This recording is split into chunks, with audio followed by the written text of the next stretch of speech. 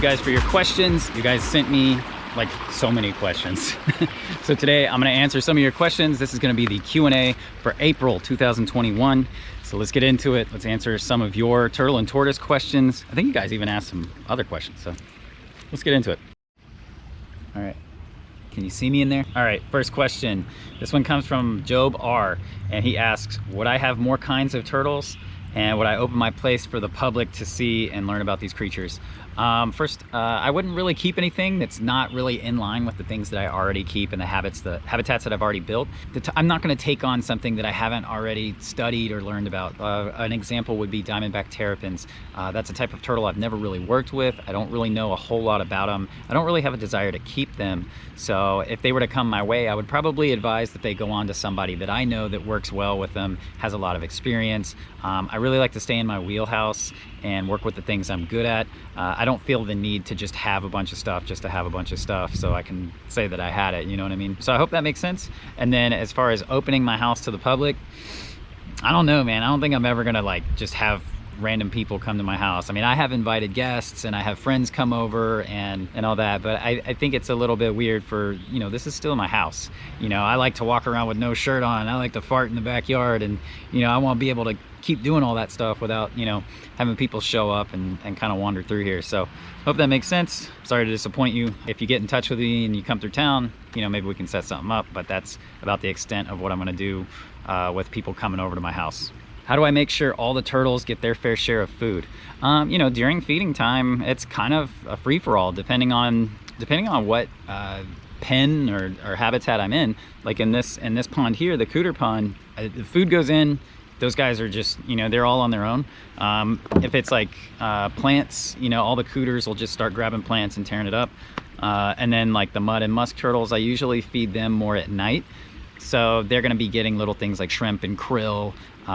There's little clams in there. So everything in here has the ability to forage at any point in time during the day, so that helps. So that during feeding time, if they don't necessarily get as much as the guy next to them, they still have time throughout the day to kind of mess around and get things.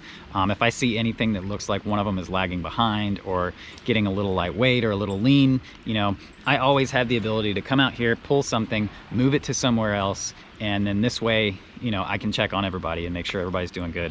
What is my favorite pond out of all my ponds? Oh man, it's got to be the aquascape pond. I mean, I built my own, and you know, I built my own very basic, and a lot of it was maybe technically done the wrong way. I mean, they literally were the first ones I've done, you know, using liners. I'd done tubs and preformed ponds before and messed around with that. So the aquascape pond, I mean, you're not gonna beat that. That's literally the best build quality, the best technical, you know, all the way it's filtered and all that stuff. I mean, you're not gonna beat aquascape in the way they build their ponds. So, you know, I've got like one of the most amazing ponds there is, and it's, you know, it's one of a kind, and it's in my backyard. So I had to like look over at it. It's so sick. So yeah, that's my favorite.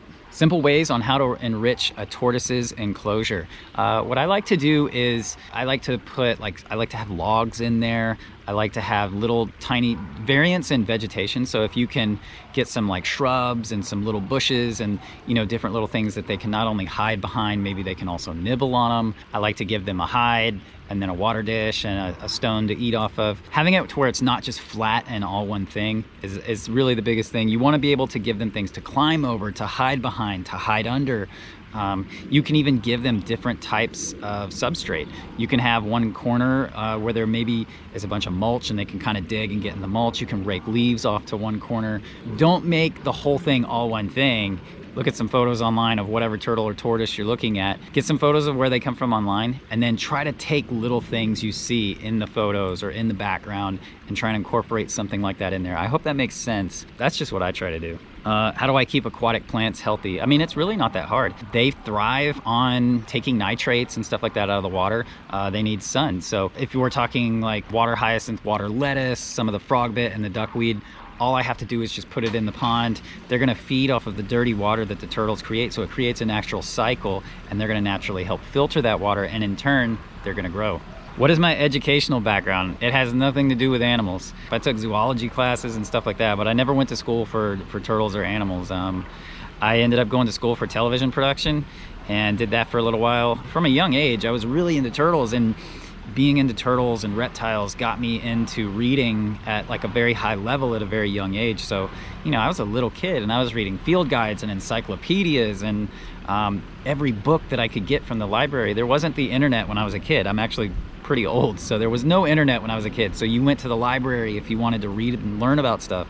So I was just reading about all this stuff, taking in scientific names and habitats, and just learning about turtles from all around the world, reading Peter Pritchard's Encyclopedia of Turtles and Tortoises, and that was one of my favorite books. Then I started getting into Turtles and Tortoises of the US and Canada. That's another good book that I liked, and just reading them front to back over and over, just taking it all in, and just that took up the most real estate in my brain, and I'm probably pretty dumb with anything else. Can turtles skateboard? No. They cannot. Why do I only have one Herman's tortoise? And what is my favorite female artist song from 1995? I have one Herman's because that's what I got. I never really sought them out, but they were, you know, donated to me, so that's what I have.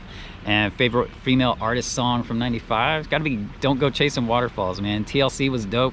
They're still dope today. And yeah, I love that.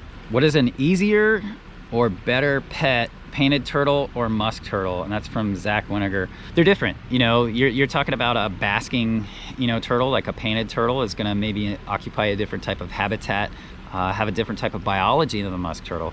So depending on what you're wanting to keep them in and how you want to interact with them, apples and oranges, bro. I would say painted turtle. I mean, if you really want to see it bask and enjoy, you know, interacting with it, painted turtle might be a little bit better. So if you're keeping it outside, you're going to see it basking in the sun during the day. It'll pop up here and there during the winter. A musk turtle during the day, if you keep it outside, is going to be, you know, running along the bottom for the most part. It might bask here and there, but for the most part, you're not really going to see it. Now, vice versa, a musk turtle in an aquarium indoors, I find them to be just as outgoing and just as entertaining as any painted turtle. So it's just ultimately going to come up to how much space you have, what you desire to get out of it, and how good of care you can give the animal. That's number one. I had another person ask, I saw it as a notification on my phone. I think it was coming through Instagram, but they were asking, what do I feed my alligator snapping turtles? I feed my alligator snapping turtles a natural diet. These turtles are meant to eat the things that they find on the bottom of a river. So you have to remember that these turtles are sitting down at the bottom, the adults especially sitting down, and there's like flies and gnats and stuff. Sorry. So these turtles are sitting down at the bottoms of rivers all day long, and then at night and in the early evening, they're getting out, they're moving around, and they're finding crayfish, clams, mussels, snails, smaller turtles, fish, anything that they can come across on the bottom of a river. So I like to stick to feeding those things. So I like to feed things like shrimp, crayfish, apple snails, little neck clams, Asian clams. I'll do mussels. I also like to do whole tilapia. Just chop it and let it have like the scales and all of that stuff. That's really good for them. Things I like to stay away from: too many pellets. I will do occasionally some Missouri crocodilian. I think that's a good pellet, but the alligator snappers really don't seem that into it to begin with, so I don't really even have to worry about feeding too much of it. But I do advise to stay away from things like chicken, stay away from things like rodents, and they tend to be a little bit rich. I mean, if you think about it, chickens are being farmed and pumped full of hormones so that they can grow them really fast and really big. Whoa. Just had a frog jump on my foot. So they pump those chickens up to grow them really fast and really big. They do the same thing when they, you know, grow these rats to supply the pet food industry. So don't bother with those things. You don't need to feed them those things. What those things will end up doing is making your turtle grow way too fast. These are turtles that are meant to grow slow. You want to let them grow slow and natural. When you speed that up, you start to see it in the shell. The shell gets weird, and they start to just, you know, have bad health. They're not meant to grow fast. How do I identify the different species and subspecies of cooters and localities? I'm not going to get into localities. That's a bit into the weeds for this video. The best ways to identify the cooters is, so with river cooters, they're going to have a lot more pattern on the top of the carapace. You're going to see like intricate little whorls and C-shaped marks, and if you flip them over, most river cooters are going to have a lot of pattern on the plastron. Let's see if we can grab one. So this is a river cooter, and as you can see, the plastron has a lot of patterning on the bottom. They're gonna have it running along the seams. You're gonna see at the bridge and along the marginals, you're gonna see a lot of pattern. They tend to have a lot more like kind of intricate pattern on the costal scutes along the top. The whole carapace is just gonna be a little bit more intricately marked. Now, if you get into something like a red belly, now a red belly is going to have a plastron that has a lot less markings, usually confined to the bridge and the marginals. Some have a reddish colored plastron, but not all of them. And then their carapace just has usually these thicker bars. As they get older, they turn red, and fewer stripes on the head. All right, so this is a Florida cooter, and this is basically the same thing as a peninsula cooter, but you'll notice a very plain yellow plastron. The only markings she has are around the bridge. Fewer stripes on the head than like a river cooter, and in the peninsular species you'll see there'll be 2 stripes on the top of the head that make what they call hairpins. I'm gonna put her back because she's heavy. Yeah, she's actually really heavy. But I did do a video a long time ago where I actually went into the differences between all of the cooters, so I'll put a link in the description to that, or I'll put it up here. One of those two, depends on how I feel when I'm editing, and you'll actually see the differences between the cooters. What turtle would I be? That's a good question. That's from Dan123415. Okay. What turtle would I be? I don't know, man. I feel like turtles like box turtles end up going on adventures, right? You always see them like wandering around, and you know, they say they have these limited home ranges, and they probably do, but you know, they get to go in the water, they get to go on land, they get to wander through the woods.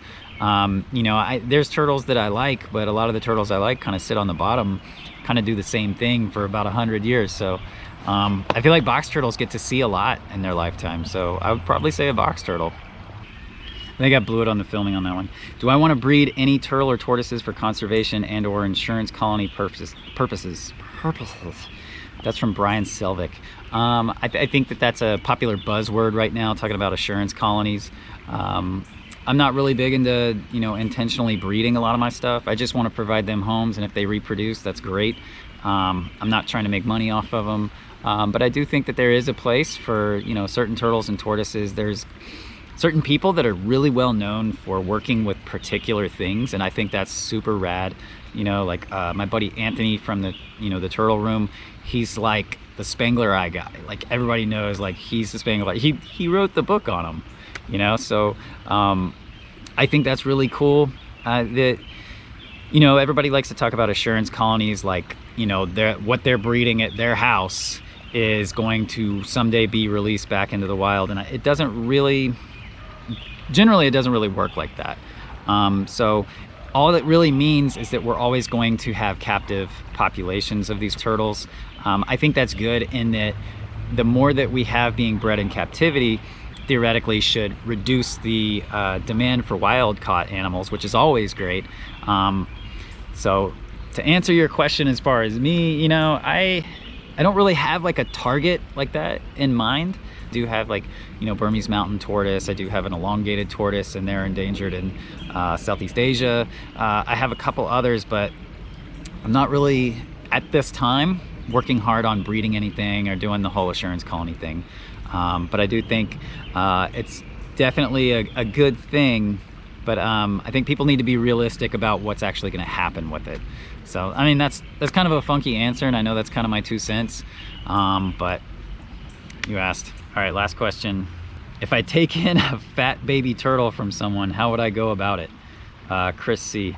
I don't know if you meant fat baby or free baby or something else that starts with a F. A fat baby. Okay, I'm just gonna leave it at baby turtle. I'm gonna take off the fat part.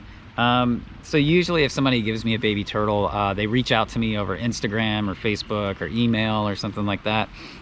First off, are they local to me? What's the background on the animal? Is it something that I keep and normally work with? And then if I have space for it or a place that it would make sense, I'll take it in.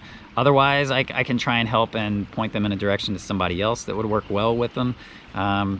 So that's my normal process, is always looking at what I have and what's going to be in the animal's best interest. I'm not trying to build a huge collection. All right, thank you guys so much for watching this video. As always, drop a comment, drop a like, subscribe, tell your friends to subscribe, hit the notification bell, and all the other goofy stuff every other YouTuber says. Appreciate you guys. Peace. Have a good one.